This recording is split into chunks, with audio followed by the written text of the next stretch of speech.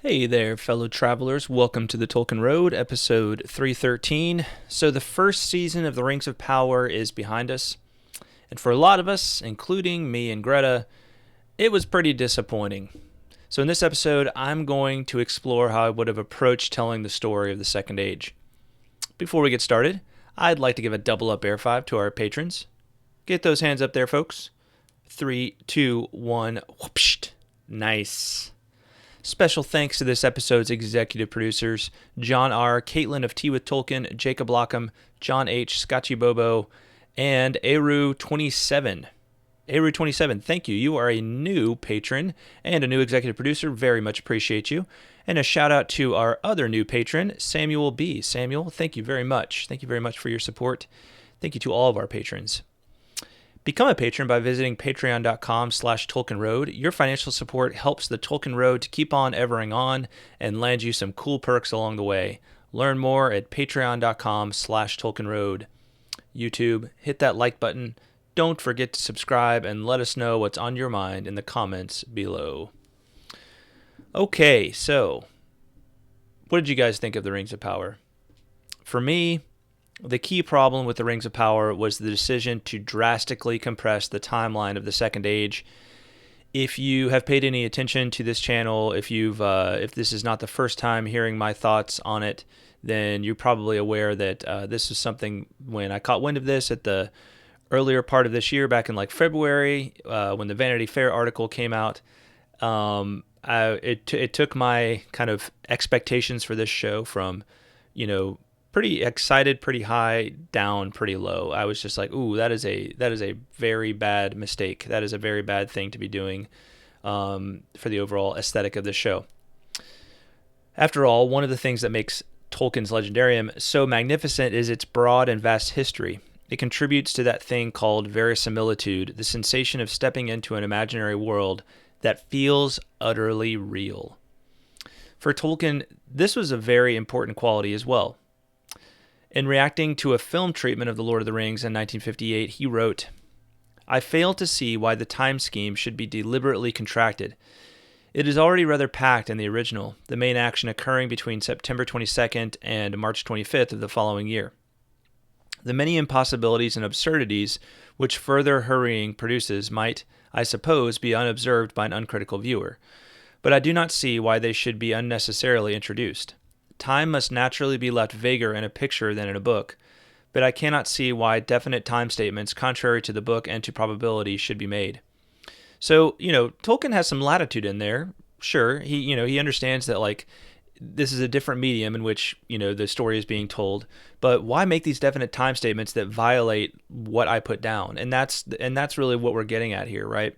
I think it leads to a whole lot of problems. I think it's just going to be it's going to take time for us to understand all of the problems, like all the things that kind of go wrong because of this decision.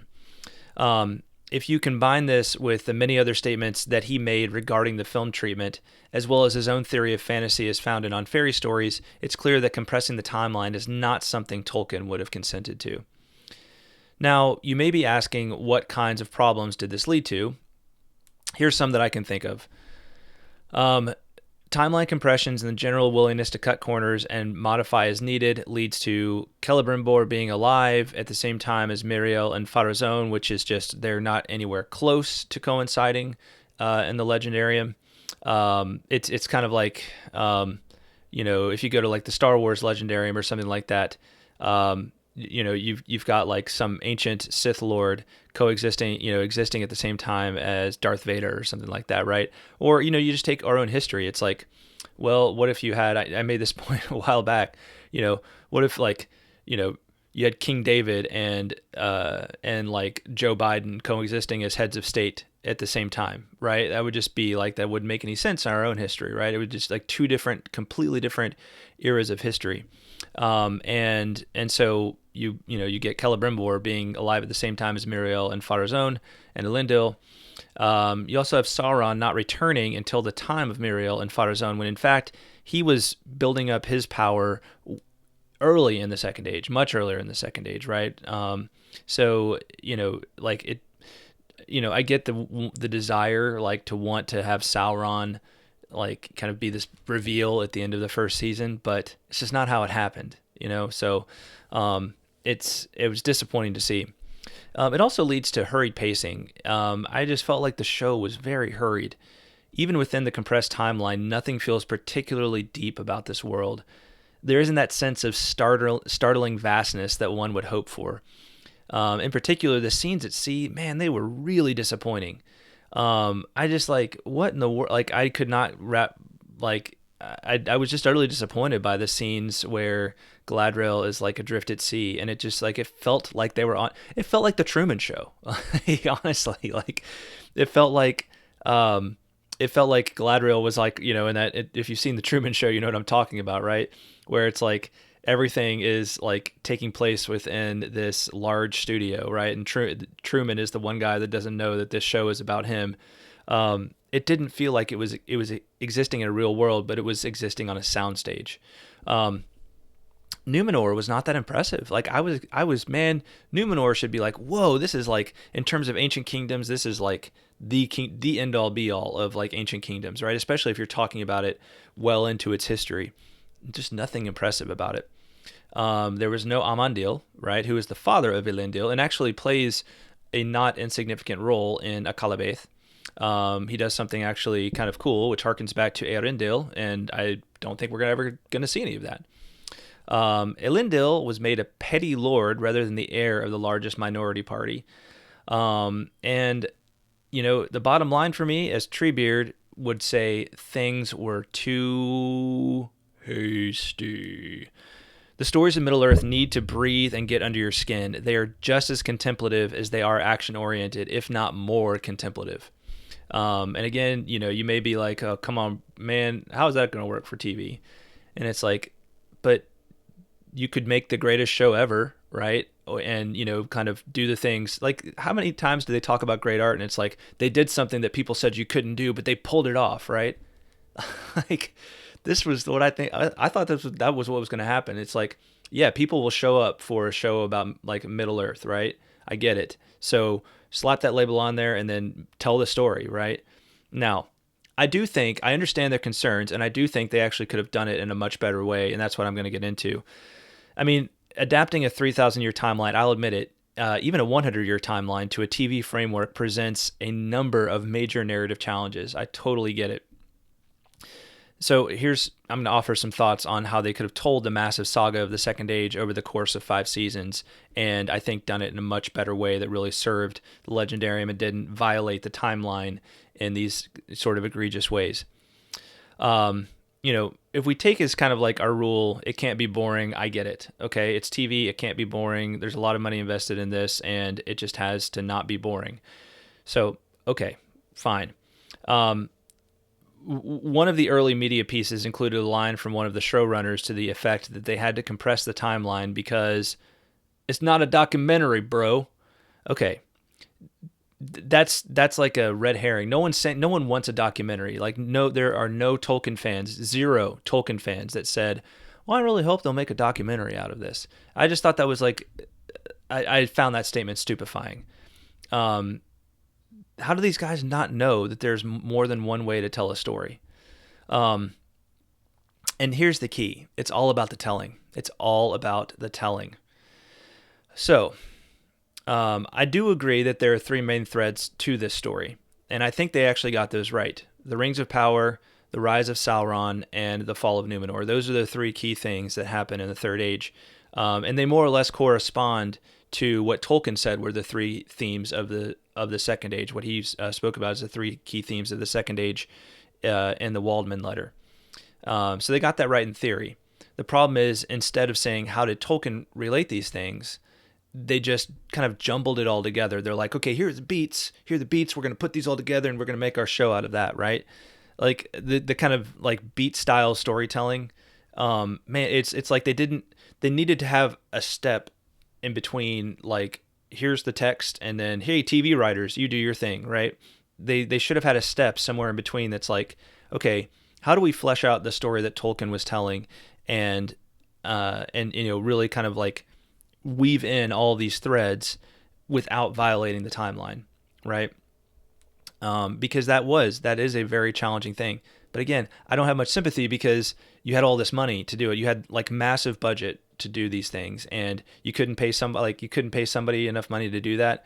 It's kind of like in football games when somebody messes up the clock management at the very end, and you lose a big game because of clock management. It's like, why didn't you have the guy? All you had to do was pay a guy to manage the clock for you. And if you don't know what I'm talking about, that's fine. But it's basically just this idea of like, you had one, like, give somebody that one job, that one crucial job, to make sure you don't screw the rest of it up, right? You don't screw that crucial thing up. And you probably don't have to pay him $1 million to do it. You probably just need to pay him a reasonable salary and be like, hey, it's your job to make sure we don't screw this up. That's all. You're my guy for that. Anyway, I digress.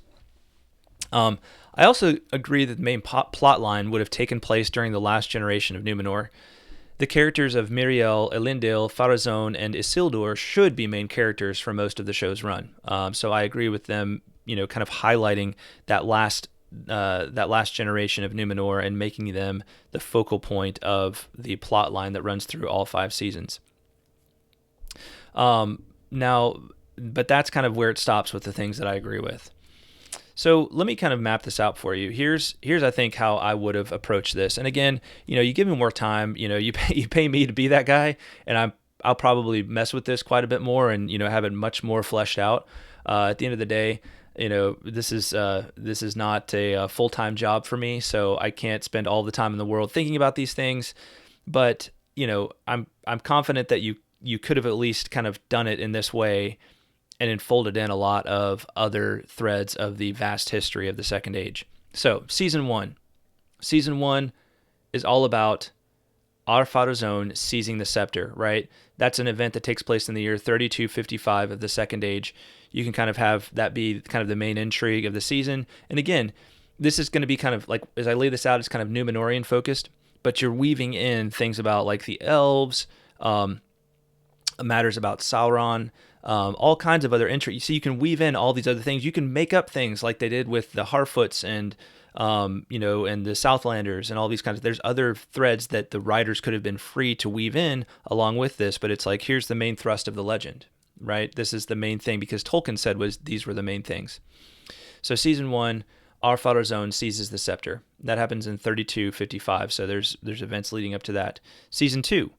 The defeat of Sauron by Ar-Pharazôn, right? So this happens in the next 6 years leading up to 3261.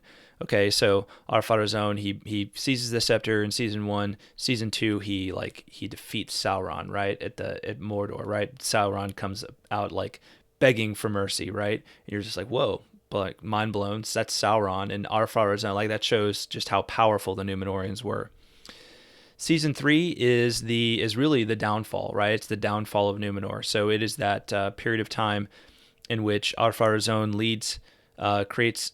So first of all, Sauron comes back as a prisoner, seduces the people of Numenor, seduces Ar-Pharazôn into kind of fully defying the Valar, right? Fully defying Ilúvatar, over to the worship of Morgoth.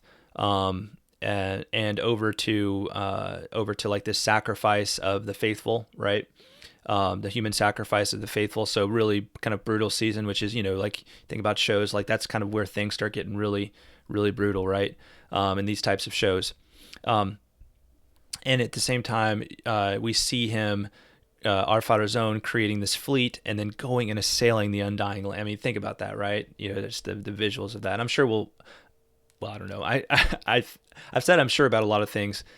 I'm not so sure about anything at this point when it comes to this show. But I would be surprised if they didn't include, his the massive fleet and the assailing of the Undying Lands by Ar-Pharazôn. So that's Season 3. It ends with the downfall of Numenor in the year 3319. Season 4 is the founding of Arnor and Gondor. And Sauron renews his strength, right? So Numenor is now gone, and Season 4 is in which the realms in exile, right? So Arnor and Gondor are established, and that's kind of the main thrust of that season. And there's a lot, I mean, if you don't see that there could be a ton of action in all of this, then I don't know what to say to make you see all that, right? There's plenty of room for the showrunners, for the writers to play around and to come up with all kinds of intriguing action and drama all within these stories.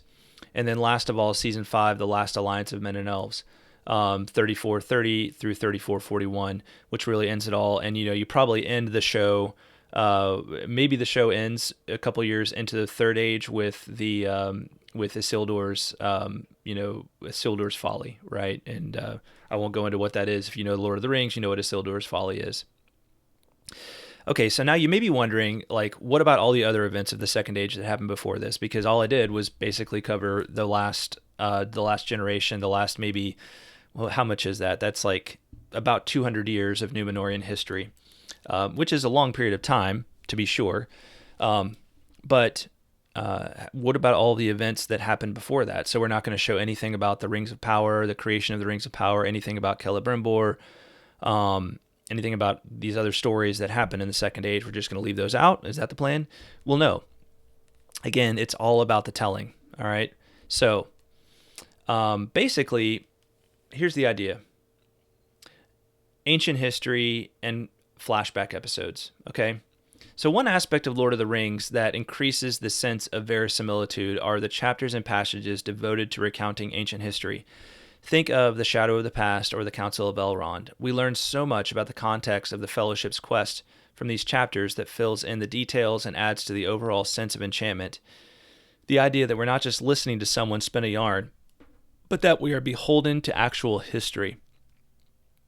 That's part of what makes Lord of the Rings so great are those chapters, right? The Shadow of the Past. We just have like Gandalf and Frodo sitting around talking about the history of these ancient things, and it's such a like incredible sort of contemplative scene. And it's not like it's without action, because if you were to depict something like that in its full form, right? I know they did a little bit of that in the Peter Jackson films, but let's say you just did that whole scene, it like just perfectly faithful to the dialogue. A good filmmaker would be showing a lot of those things that happened in the past, right? He'd be kind of giving you glimpses of all those little details that Gandalf brings up in the course of their conversation. Also, the Council of Elrond, right? Chapter from later in the Fellowship of the Ring. Same deal, lots of people sitting around talking about all different aspects of Middle-earth history and how it all culminates in this problem of the One Ring. So, taking that is kind of a Tolkienian storytelling trope, if you will. Maybe that's that may not be the right term, but kind of a mode of storytelling that Tolkien weaves into his Middle-earth works. At least one episode each season is devoted to some event of the Second Age that occurred in the past. Lots of TV shows do this kind of thing. I remember Lost. And they frequently would do this kind of thing. They did whole episodes where it was like something taking you would just be in the middle of a season with the normal story progressing, and then all of a sudden, like the next episode, it would be like something that happened. Who know? Like, what am I actually watching? It's kind of familiar, but I'm not sure what I'm actually watching here. And as the story unfolded, you'd be like, oh, I see how this connects to everything else, right? That's really good storytelling. Like it can be really good storytelling if it's executed well. And they would do other things where maybe they wouldn't do a whole episode, but they would show like flashbacks to different things from the ancient, in the course of that show, like the ancient past, right? Things that you hadn't seen before, and it would kind of give you a deeper glimpse into someone's character, right? We haven't seen very much of that, if any at all. And quite frankly, I'm kind of surprised by that, because I feel like Peter Jackson did some of that throughout the course of the story. You think about the beginning of The Return of the King, and it was very surprising the first time I saw that in the theaters and wondering what was going on there. And then I was like, oh, he's showing the story of Daigle and Smeagol right here, right? It's like, oh, okay, I see, I get it. I see what he's doing. So what would I do? Here's some examples. And again, this is not like I've sat down and mapped this all out. It's just kind of like some ideas about how one might work this in. So in season 1, at some point, you do the founding of Númenor and the story of Elros. For example, you could include a flashback episode which tells the story of the founding of Númenor, led by Elros, the establishment of the island kingdom over the course of his life, and his peaceful death. In so doing, we come to appreciate more deeply the choice of Elrond and the separation he experiences from his brother, both physically and existentially. This flashback episode would set the stage of the Númenórean monarchy and add deeper narrative context and significance to Ar-Pharazôn's seizing of the scepter. Ar-Pharazôn and Míriel would become much deeper characters in the process. So if season 1 is kind of like the main thrust is about Ar-Pharazôn's seizing of the scepter, right, of Númenor, he's the last king of Númenor, right, and kind of the unrightful king of Númenor, you have an episode in there that's about the first king of Númenor, the rightful king of Númenor, the good king, right, the great king of the past, and it juxtaposes Ar-Pharazôn and just how awful he is with like the goodness of Elros, right? And we also get that picture of Elros and Elrond being these brothers of this great man, Eärendil, and this great sons of this great mother, Elwing. And we see the separate paths they choose, right? The separate paths they choose. One chooses to become an elf. One chooses to become a man or share the fate of... one chooses to share the fate of an elf. One chooses to share the fate of a man. And what that means for their lives and for their families, we get that picture. So by learning about Elros and over the course of maybe a whole episode, we appreciate much more Ar-Pharazôn and his character, and we appreciate much more Elrond and his character, and just kind of know more about Númenor, right? About the history of Númenor. Season 2, you can do a flashback about Sauron's humiliation, right? So we use flashbacks, and maybe this isn't one episode, but we use flashbacks to gain greater context about Sauron's utter hatred for Númenor, and we learn of his plan to destroy Númenor, reaching back millennia, right? We see his two-faced dealings as Annatar, the Lord of Gifts, and we see that, like, at the root of this all was he may have been, like, actually repentant at the end of the First Age, or like truly sorrowful, but he was unwilling to repent. He was unwilling to repent. He was unwilling to go back and face the music, if you will, go back to the Blessed Realm and face the music. All right. Season 3, maybe in season 3, and again, just recommendation, just thoughts, but maybe in season 3, we have a lot more about the forging of the Rings of Power, right? So the Rings of Power probably already exist going back to the beginning of the first season. They're these entities that we know of, and they have certain powers and qualities. But then in season 3, we learned about the forging of the Rings of Power, and in certain flashbacks, we learned more about Celebrimbor. We learned about Sauron's involvement or inspiration of those things, and kind of get into the reasons why they did those things. Season 4 deals with the death of, in the flashbacks, not the whole season, but the flashbacks dealing with the death of Celebrimbor and the ruin of Eriador, right? So when Sauron kind of first, in the middle of the Second Age, first kind of does his thing and sends these great armies against the people of, against the Elvish realms, and Númenor has to do its thing and, come along and defeat him right there, right? So, and kind of hold him back. So, we get this greater sense of just who Sauron is, why he's so awful. And by the way, with the Sauron's humiliation in the previous one, it would have been kind of interesting because we get a glimpse into Sauron's character. So if season 2 ends with, in the main plot line, ends with Sauron, he's like, you've won, Ar-Pharazôn. I guess I'm coming back to Númenor as your prisoner. We get this sense from watching his past humiliation and his kind of past pretending that he was sorry. This sense that, like, oh, you cannot trust that guy. You cannot trust that guy. He is up to no good. But we get the forging of the Rings of Power as flashbacks in season 3. Season 4, we get the death of Celebrimbor and the ruin of Eriador. And then in season 5, we get flashbacks that show us the emergence of the Nazgul, right? And in the Númenorian civil war that takes place really just kind of before the generation of Pharazôn and Míriel, the generation of Tar-Palantir, when he's trying to turn them back to the faithful, right? So we get the sense that not all of the good people are gone from Númenor. But we also see this emergence, we see this emergence of the Nazgul, maybe from back in history, even though they're probably characters later in the Second Age, toward the end of the Second Age. So anyway, that's kind of, I just wanted to share these thoughts. I mean, at the end of the day, look, does any of this matter? Is any of this going to be like used as the way to make the show? Of course not.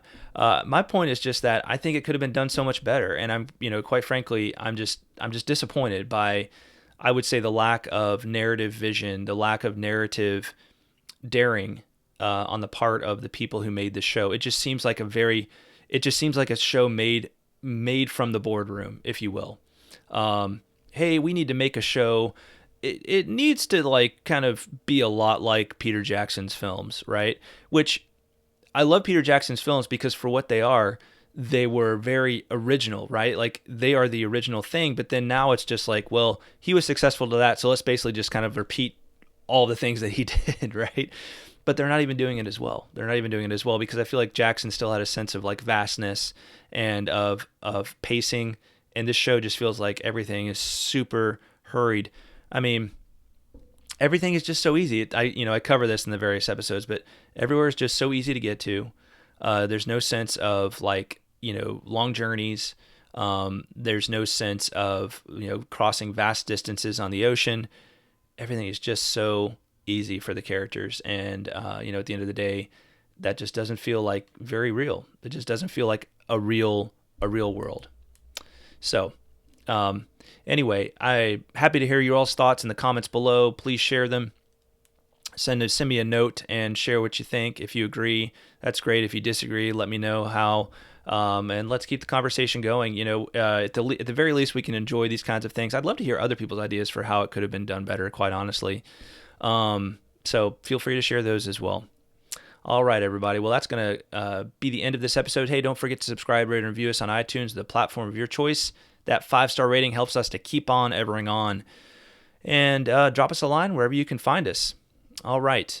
Well, thank you to our amazing patrons, especially the following: John R., Kaitlyn of Tea with Tolkien, Jacob Lockham, John H., Scotchy Bobo, Eru27, Ms. Anonymous, Andrew T., Redhawk, Shannon S., Brian O., Emilio P., Zeke F., James A., James L., Chris L., Chuck F., Asya V., Ish of the Hammer, Teresa C., David of Pints with Jack, Jonathan D., Eric B., Johanna T., Mike M., Robert H., Paul D., Julia Werty, Matthew W., JoeBagelMan, Chris K., Jacob S., Richard K., Matt R., Garret P., John W., and Eugene D., as well as those celebrating their Patreon anniversary this month in October of 2022, Redhawk and Alex S. Whew, that is a long list of amazing patrons. Thank you all so much. Thank you to all of our patrons, and thanks to everybody for watching and or listening. We'll talk at you next time. Bye-bye.